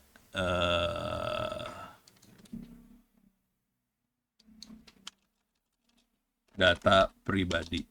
Atau saya masukin Amerika lah. Oh ini nih, data pribadi. Ini ada kebocoran data pribadi di US. Oke. Ini daftar kebocoran data pribadi di Amerika. Ini jawaban Grok. Jadi saya kasih prompt nanya cuma gini, tolong kasih dong daftar bocor data pribadi yang dilakukan oleh pemerintah Amerika. Nih bocor. Februari 2024, 20.000 individu termasuk personal militer bocor. Terus ini banyak lah bocornya, banyak banget nih udah. Banyak dah. Jadi bohong banget Amerika, jagoan mah bohong banget lah. Enggak, saya nggak ada komen sama sekali. Gitu ya. Oke, berapa banyak? Seberapa banyak kasus sebagai penyadap, balik penyadap perangkat, penyadap suara, langsung obrolan penting pimpinan sampai berapa banyak? Wah, kalau itu mah nggak tahu. Kalau itu udah statistik soalnya. Kalau nggak saya kasih yang rada horor dikit ya. Bentar, saya harus login pakai Google Authenticator soalnya. Bentar. Biar seru, biar ceritanya lebih seru nih ya. Oke, saya akan masuk ke Google Authenticator di HP. Oke, bentar saya nyalain dulu HP saya. Saya akan masuk ke dark web. Sekarang saya akan masuk ke dark web. Saya akan masuk ke Google Authenticator dulu. Saya aktifin Google Authenticator di HP saya. Oke. Sekarang saya akan masuk ke ini bikinan teman-teman Cyber Army. Yang bikin ini Cyber Army. Lokasinya ada di Bandung. Oke, mereka ada di Bandung. Mereka bikin ini anaknya jago-jago. Mereka bikin dark radar. Radar.io. Kurang R. Dark radar pakai R.io. Oke. Salah ngetik kan? Dark radar.io. Oke, sip. Oke. Saya akan masuk ke darkradar.io. Oke, teman saya harus masuk ke Google Authenticator. Login. Oke, masuk. Oke. Jadi dia tiap kali login pakai 2 autentikasi sekaligus. Ini saya masuk ke dalam dark web ya. Jadi dark radar, kalau dark web yang normal pakai Tor browser horor cara masuknya. Bisa sih kalau pakai Kali Linux, cuman ngeri banget.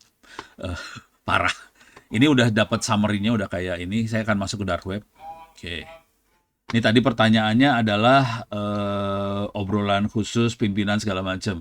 Ini kita nggak bisa lihat kalau yang itu obrolan segala macam karena itu harus masuk ke dalam operator nih. Saya kasih Stealer Lock aja lah contoh. Username password yang jebol ya, pakai Stealer Lock. Domainnya apa? Misalnya Jawa Timur. Oke. Saya pakai domain Jawa Timur. Oke, mudah-mudahan bisa. Oke. I'm authorized. Yes. Oke.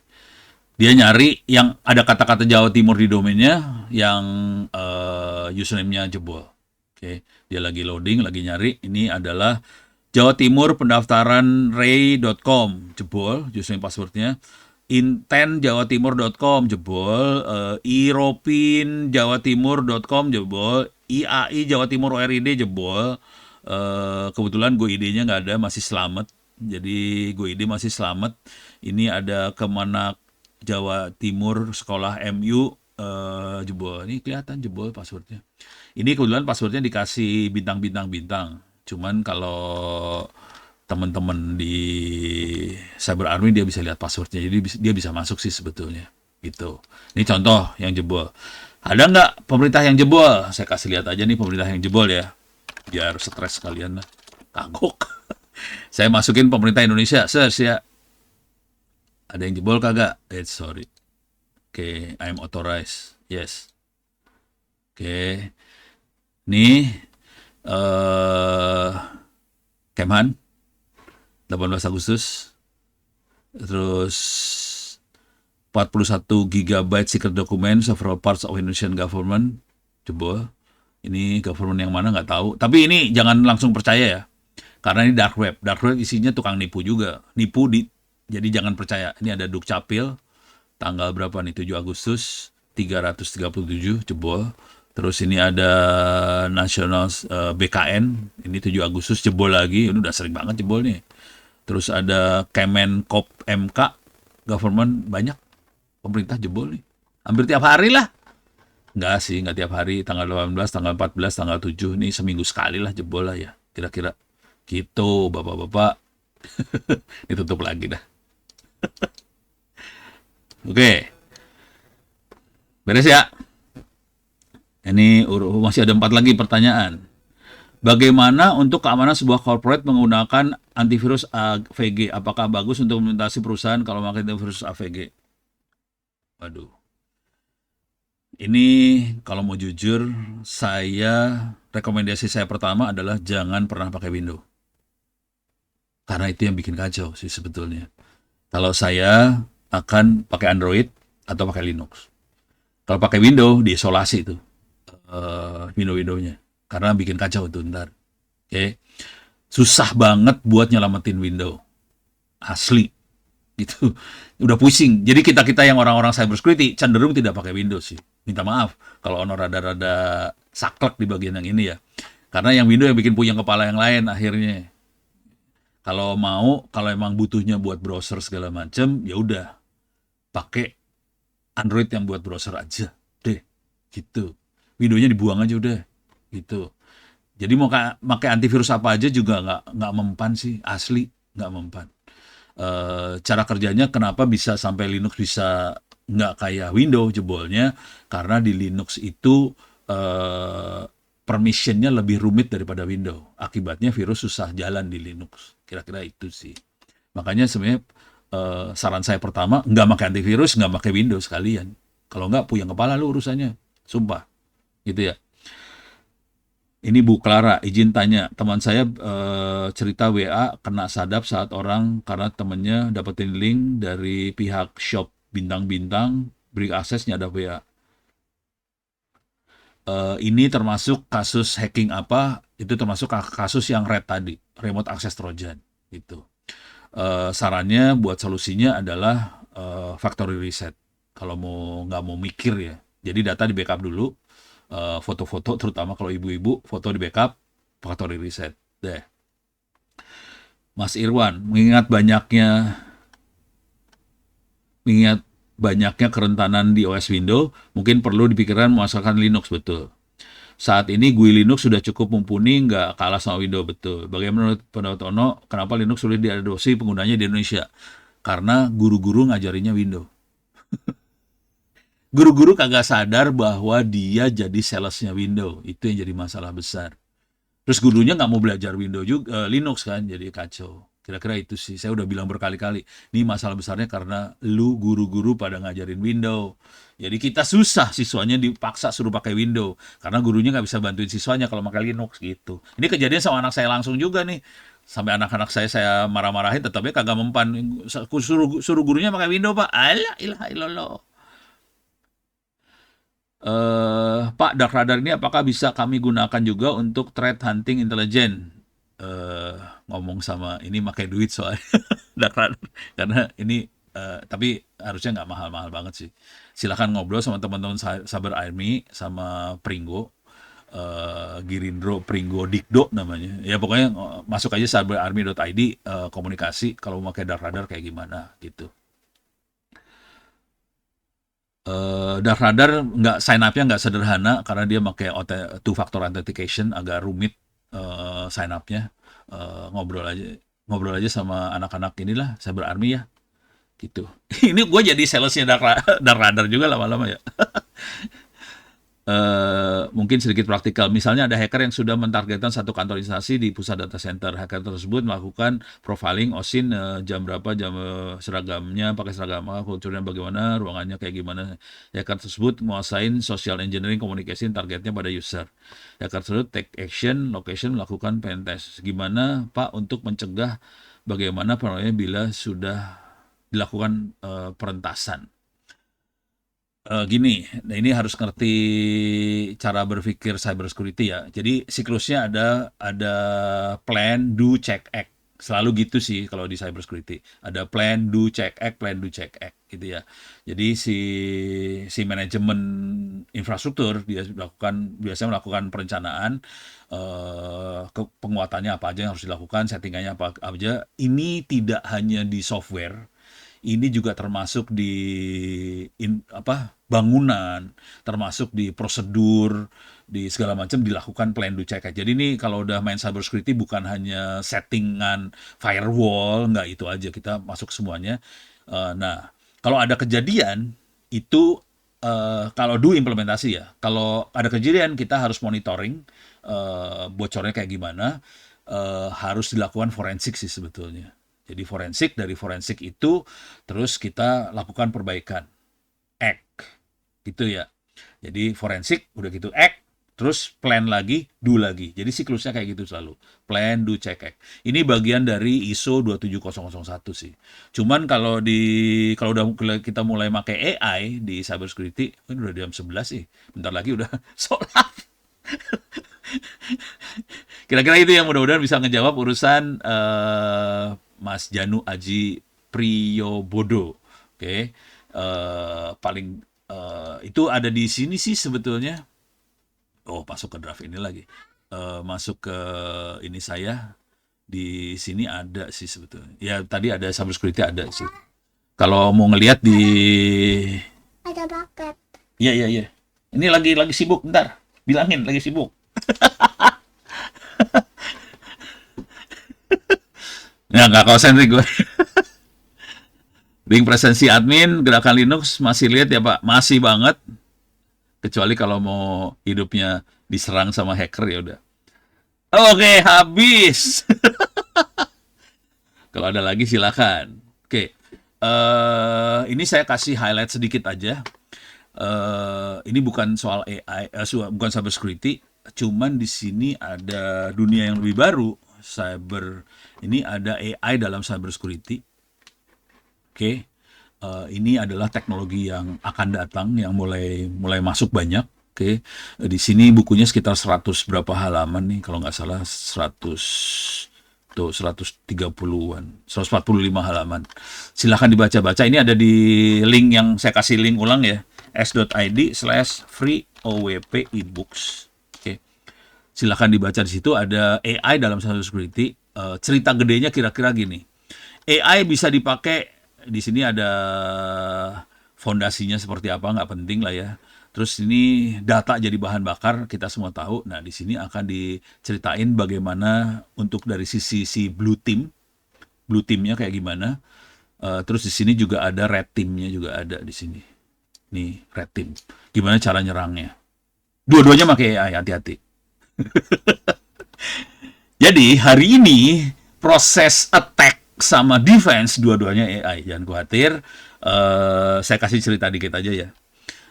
Jadi kebetulan teman-teman DPR, Dewan Perwakilan Rakyat Republik Indonesia, minta tolong sama kita-kita nih kemarin ke kampus ya. Dia minta tolong ke kampus, tolong dong evaluasiin kondisi cyber security kita gimana DPR RI. Kita tes dulu pakai yang normal, manual, pakai Kali Linux biasa, kita pentest segala macam, nggak jebol. Dan mereka juga prosedurnya gila juga tuh DPR, soalnya mereka nggak mau sampai ada deface gitu kan, jadi bisa berhari-hari mungkin berbulan-bulan itu diomongin di media sosial. Dia nggak mau seperti itu. Jadi pertahanan DPR RI gila sih sebenarnya, karena mereka nggak mau namanya tercemar. Udah gitu kita tes pakai AI, nyerangnya AI nih, kelihatan langsung bolongnya. Jadi bisa saya ketemu bolongnya pakai AI. Kalau pakai manual nggak dapat gitu. Jadi pertama kali yang kita lakukan adalah red team pakai AI. Ini diterangin di sini tekniknya banyak. Kemudian buat pertahanannya blue teamnya juga dibantu AI sih supaya lebih enak. Anissa Sabrina. Tolong petunjuknya ada di sini, ada di buku ini, silakan baca ya karena waktunya udah sempit banget nih, parah banget ya. Silakan dibaca, ini ada Blue Team, silakan di sini ada untuk IDS IPS, ada juga untuk analisa perilaku pengguna, perilaku entitas perilaku pengguna, pola mainnya kayak gimana. Terus di sini juga ada deteksi intrusi sama malware berbasis AI diterangin. Ini kalau dibaca, ini banyak ada contoh-contoh skrip kecil-kecil pendek. Di halaman terakhir saya turunin ke bawah aja ya. Jadi di sini saya kasih skrip sih. Bisa nggak saya ke bawahin cepet? Oh, di sini kayaknya ada bisa. Oke, saya cepetin aja ke bawahin ya. Oke. Nah, nih di lampirannya saya banyak kasih contoh-contoh sih buat nyoba-nyoba. Semuanya pakai Python ya, minta maaf. Nih ada kasih contoh-contohnya, skripnya, deteksi phishing, anomali jaringan. Ini tapi yang sederhana aja ya buat belajar iseng-iseng doang sih. Gitu. Saya mau tanya tentang blockchain di cybersecurity, katanya keamanannya bagus. Apakah betul? Blockchain bagus. Jawab singkatnya gitu. Blockchain bagus, cuman harus ngerti bahwa blockchain itu adalah kayak database, dia bukan firewall. Bukan intrusion detection system, bukan. Blockchain itu kayak database. Cuman karena dia dienkripsi, kalau database normal kan bisa create, read, update, delete. CRUD ya, create, read, update, delete. CRUD. Oke, itu database yang normal. Kalau blockchain, itu database-nya cuma bisa create, read. Nggak bisa update, nggak bisa delete. Karena dia dikunci. Jadi dia kuat banget, nggak bisa dirubah apa-apa. Jadi sebenarnya cara ngelihat blockchain itu sebagai database, cuman dia cuma bisa create sama read aja. Artinya bisa dibaca, bisa di-create. Artinya nggak ada yang bisa di-delete, nggak ada yang bisa dirubah di situ. Itu yang kerennya di situ sih. Konsekuensi dari situ adalah manajemen pertahanannya jadi lebih sederhana daripada manajemen yang kita pakai hari ini buat mempertahankan database. Karena dia bisa update delete, ada autentikasi apa segala macam, ribet banget ya urusannya buat pertahanan database gitu. Jadi ya blockchain lebih bagus, cuman untuk bisa ngerti sebaiknya Anda bermain-main sebagai miner juga. Saya miner juga soalnya. Oke, waktu sudah jam 11. Ada lagi pertanyaan?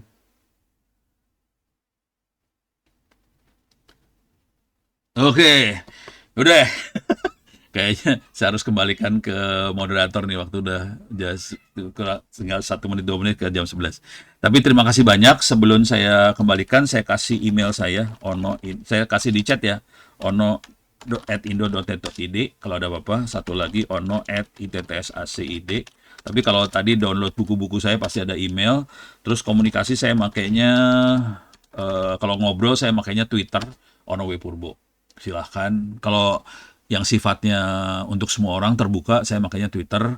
Kalau benar-benar harus private, ya udah pakai email. Gitu. Oke, terima kasih banyak. Mudah-mudahan bisa bermanfaat. Saya kembalikan pada moderator. Billahi taufiq walhidayah. Assalamualaikum warahmatullahi wabarakatuh. Terima kasih. Waalaikumsalam warahmatullahi wabarakatuh. Terima kasih Pak Ono atas sharingnya. Benar-benar insight ya Pak. Kalau bahasa kami daging semua lah, Pak. Terima kasih Pak Ono. Baik, Bapak Ibu yang kami hormati sekalian, kita telah menjelang akhir acara. Kami ucapkan terima kasih banyak Pak Ono. Sama izin Bapak Ibu, kami sampaikan sedikit terkait program kami selanjutnya. Izin kami share. Ya, Bapak Ibu, izin kami menyampaikan kembali bahwasannya Dinas Kominfo akan menyelenggarakan Jatim Cybersecurity Competition yang akan dibuka mulai tanggal 15 Agustus sampai dengan 28 Agustus 2025. Kami mengimbau pada teman-teman SMA dan SMK se-Jawa Timur yang ingin berkompetisi dan mengikuti kegiatan ini dapat mengikuti ketentuan dan persyaratan yang ada di website tersebut. Baik, Bapak Ibu, akhirnya telah sampailah kita di penghujung acara.